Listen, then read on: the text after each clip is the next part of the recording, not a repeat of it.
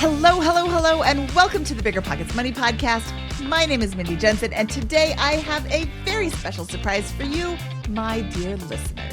Today, we're going to share an episode from a YouTube series that I host that features stories of life after financial independence and life after fire. Today, we're featuring Todd Frank's story. Todd retired early at age 44, just 3 years after discovering the FIRE movement. The most interesting part? He quit without reaching his FIRE number. That's right. After realizing he couldn't go one more day working at his job, he quit, even without having the perfect amount of money on the sidelines. And the best part is he did it the boring way.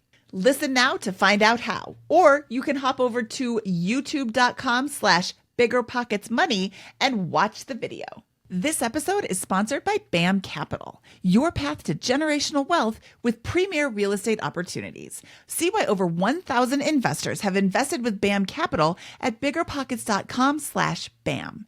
That's BiggerPockets.com/BAM. Todd, welcome. Thank you so much for joining me today. Thanks for having me, Mindy. Todd, let's jump right into it. Where did you first hear about the FI movement? It's a typical story. I was at work one day, taking my morning coffee, browsing the internet. I came across a story about Mr. Money Mustache, went to his blog site. I don't think I worked the entire rest of that day. I just consumed his blog site and I was hooked right from the beginning. And like everybody else, it was the shockingly simple math post that really hit me upside the head. Wow, I don't have to wait till 59 and a half to retire now. Oh, you're the first person I've heard say 59 and a half instead of 65. So it sounds like you were already thinking about when you could exit the workforce. Right. Basically hitting that 59 and a half mark, when you could start withdrawing from IRAs, but didn't have any clue that you could do that before 59 and a half. So 3 years is kind of a quick turnaround. And it sort of reminds me of my own story with my husband. We did it in about 5 years. But the reason we were able to do it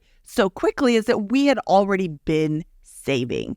It sounds like you were already saving as well. Yeah, for the most part, we were mostly doing the right things along the path. I started investing in 1986 when I was probably 14, 15 years old. My dad had me invest in the Growth Fund of America, $1,000. He was a contractor, so I'd work for him on weekends and summers. So even at that young age, I was able to earn a little bit of money. And, once I got my first job out of college, started contributing to 401k, probably started out at a 10% savings rate, eventually maxed out the 401k, maybe a 25% savings rate. And then once I discovered FIRE, made some spending choice changes and then bumped that up to probably a 50%. But that 50% at the very end probably had very little to do with our growth. It was those years and years, those 2 decades of growth of just methodically investing and nothing extravagant.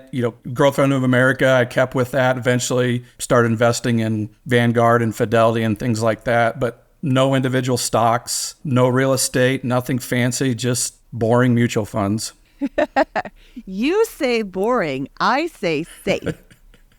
And you are saying I, but I know that you're married. Right. Can you tell me what the conversation was like when you discovered this Mr. Money Mustache weirdo and then you go home? I'm assuming you were just as excited to share it with your wife as my husband was to share it with me. Exactly. Helen and I are kind of the epitome of opposites attract. I'm a math, science, numbers brain. She is, verbal, a voracious reader in the performing arts. She, throughout her marriage, has never had any interest, in the financial side of things. I took care of all the bills. When we first got married, she worked. And then after we had kids, she became a stay-at-home mom. So I earned all of our income, once kids came along. She was like, oh, that sounds great. Go do it. I feel bad saying but it really was kind of a solo journey in that, I paid all the bills, made all the financial decisions of where to invest and things like that. So I think it's interesting that she's like, that's fine.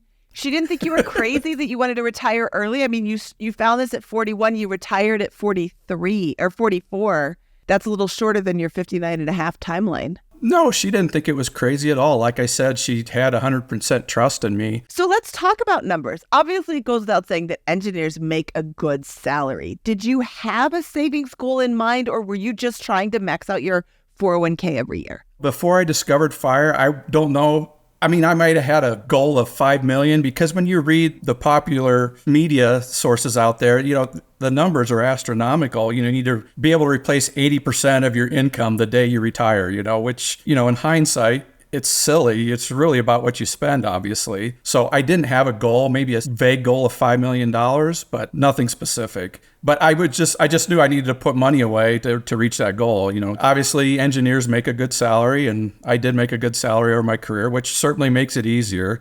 I'm not going to deny that. It definitely makes it easier, although you can actually reach financial independence with a lower salary. It just takes longer. Let's look into the opposite side of FI. What do you think some of the biggest myths are about the FI movement? That's a great question. I said we were mostly doing the right things, but expenses had crept up over the years. I mean, not extravagant. I think, when I discovered FI, I was probably making $150,000, $160,000 a year, spending $110,000 a year, which, in the FI community sounds high. It was a lot of work to get that back down to, $80,000, $60,000 over a period of time. So it did feel like sacrifice. I'm not going to lie. So that's one of the things I will agree with the myth. If you're already in that, it's not a sacrifice. Like now, I don't think it's a sacrifice, but getting there did feel like a sacrifice. The other myth about the FI is the 4% rule. It's unsafe, or, you can't rely on it. And what I say about that is that's just a guideline. I honestly, anymore, I don't even track where we are percentage-wise, maybe 4 to 6%, but I can't tell you off the top of my head what our withdrawal rate is right this moment. How frequently do you check your portfolio? Once a month. I love that answer. I do withdrawals once a month. When it's time to pay the bills, I like, how much do I, and it's not a consistent amount every month. How much do I need to withdraw? Where do I need to withdraw it from? I'm not really tracking the withdrawal rate. I kind of track where our net worth is and adjust from there. Do we need to tighten the belt some more? Can we go on this trip? That kind of thing. One example is February of 2020, I was going to start a project of putting solar panels on our roof. And we all know what happened at the beginning of 2020. And I just okay, maybe I need to put the brakes on this project before we start it, not spend this $15,000 to do that, and delayed it. And the market recovered a little bit. And what was it, August of 2021, we put the solar panels on. So you just kind of roll with the punches. That's the way I kind of approach it. It's not, for being a numbers guy, I really don't focus on the numbers. I don't have 5 different spreadsheets anymore like I did when I discovered FIRE. Okay, without getting into specific numbers, where's your portfolio now compared to when you retired in 2016? Is it up, down, or kind of the same? It's up probably about not quite 2x what it was in 2016. Now, a couple caveats in there. I did do some part-time contract consulting work in that time period. So I did earn some money, maybe $150,000, $200,000 over that 7-year period. Not a lot. Helen does have a part-time job making maybe $4,000 to $5,000 a year. So even making not much income, withdrawing over that time period, it's gone up, and which is what you want. If it's going down, obviously you're breaking the 4% rule. So okay, I think that's interesting, and thank you for appeasing the Internet Retirement Police by admitting that you did generate some income. I knew that. I was going to ask you about that. Right. So you proved my point. 7 years ago, you retired or semi-retired. I call it retired because you don't work at that job anymore. No. So you retired 7 years ago. You have made maybe 2 years of spending over the course of 7 years. So you're still getting money somewhere and it's not income. And yet, even after pulling money out of your portfolio, it is still more than where you started.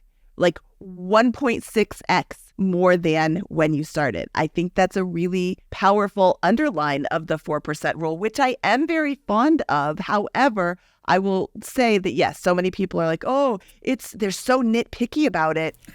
Read the original 4% rule article. Email Mindy at BiggerPockets.com and I will send you a copy if you can't find it online. Sometimes it can be a little difficult to find. I do think that this is all just making my point again. Todd's doing it right. Todd's pulling from his retirement income. He's able to live off it comfortably. He is not stressed out about his portfolio because it's still going up. One other comment about when I retired, there's this talk about 1 more year syndrome. Yes. I actually did the one less year syndrome. I mean, when I semi-retired in 2016, I retired on a 6 to 7% withdrawal rate. I was so burned out. I just did not want to work at that job anymore. My goal was to take a sabbatical and do some part-time consulting. So I didn't even hit my FI number when I retired. And I grew into my FI number by doing some part-time work. Maybe that's Coast Fi, I don't know. But, and I was worried, I'm not going to lie. When I pulled the trigger, I was shaking when I resigned from my job. Like, what are you doing? Nobody does this, I was very conservative on my spending the first few years, eventually figured out this is going to work. We're going to be fine. The one more year, you can do one less year also, and it does work. I can attest. Oh, I love that. So I know a lot of people in this space, and everybody's got a different story. There are people who have retired well short of their 4% rule number and have gone back to work, but they had a little sabbatical and they're like, you know what? Early retirement maybe isn't for me. That's okay to have this goal, test it out and be like, this isn't what I want, and go back and do something else. I know people who have retired well short of their 4% rule number and have continued to stay retired saying, I'll figure it out because early retirement is for me and money is just a math problem and I can do math. I don't love that you were a little worried about it. I get the whole I don't want to work here anymore thing. All of these different types of financial independence, I think, are kind of funny to me. Coast-fi, lean-fi, fat-fi, barista-fi. As long as you are conscious of your money, I think you are leaps and bounds over the general population of America who is like, I'll figure out how I'm going to pay this bill. I'm just going to keep swiping the card. And I haven't talked to anybody ever in this whole space who was like, you know what? I regret pursuing financial independence. This is the worst thing I ever could have done.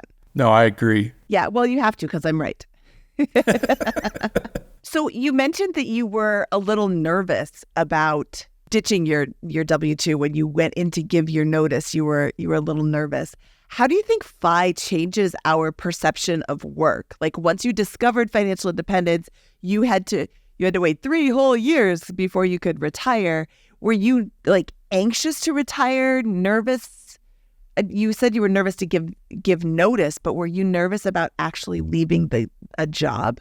No, I was not nervous about leaving the job. I was just nervous. And basically it comes down to the 4% rule again, is like everybody, I listen to blogs, watch podcasts, all of that stuff. All the examples out there, here's the 4% rule, but we don't actually follow it because we have, side hustles, jobs, whatever. So there really is not a lot of real world examples out there of people following the 4% rule. So I was nervous. I kind of felt like there was nobody else I could walk through this journey with and bounce ideas off of because nobody really seems to actually do it. It's kind of funny. So I was nervous about that. I was not nervous about leaving the job. I had some friends I missed. Of course, I made new friends and doing volunteer work and stuff like that. I did not miss the job. But I say, I love to work. I hate having a job. So Todd, what is your biggest FI takeaway that you would tell our audience?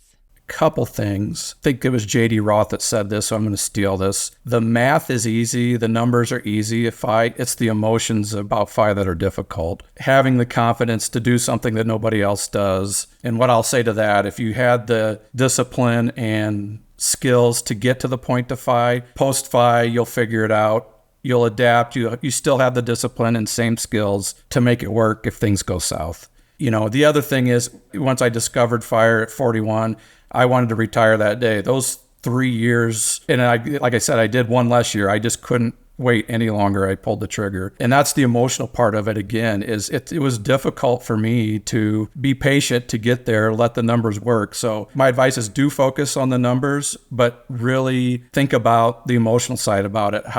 What am I going to do after I fire? That sort of thing. Take care of your mental health and the emotional side of it first. That would be my advice. Oh, I could not agree more, Todd. That was fantastic advice. Todd, thank you so much for your time today. It is always fun to talk to you. All right, that was Todd Franks, and that was his awesome story.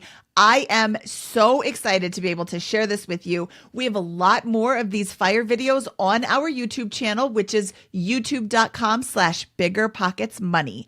And if you have an interesting FIRE story, an interesting money story, or you'd like Scott and I to take a peek at your finances, you can apply at biggerpockets.com/guest or biggerpockets.com/finance review. Thanks for listening. BiggerPockets Money was created by Mindy Jensen and Scott Trench. This episode was produced by Eric Knudsen. Copywriting by Calico Content. Post-production by Exodus Media and Chris Micken. Thanks for listening.